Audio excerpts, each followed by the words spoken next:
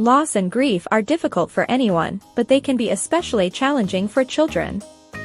Children may struggle to understand and express their feelings and may not have the same coping skills as adults. As a parent or caregiver, it's important to provide children with support and guidance as they navigate these difficult emotions. One of the most important things you can do to help a child cope with loss and grief is to provide a safe and supportive environment. This may involve simply being present and available to listen or seeking additional support, such as counseling or therapy. It's also important to validate and acknowledge a child's feelings. Children may feel overwhelmed by their emotions and may not have the words to express themselves. Let them know that their feelings are normal and that you understand what they're going through.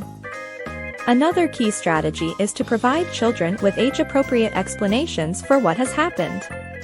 Children's cognitive abilities are limited, and it's important to provide them with understandable and appropriate information for their age and developmental level. It's also essential to involve children in mourning and remembering. Encourage children to participate in rituals or ceremonies that honor the person or thing that has been lost.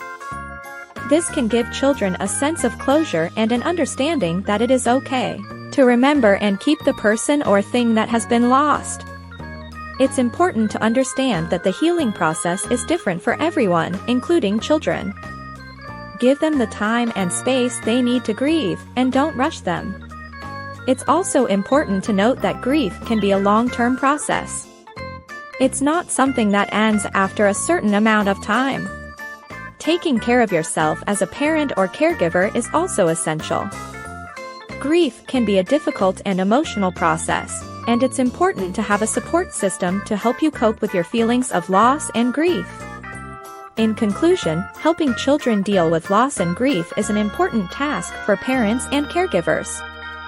It's essential to provide a safe and supportive environment, validate and acknowledge their feelings, and provide age-appropriate explanations and opportunities for mourning and remembering.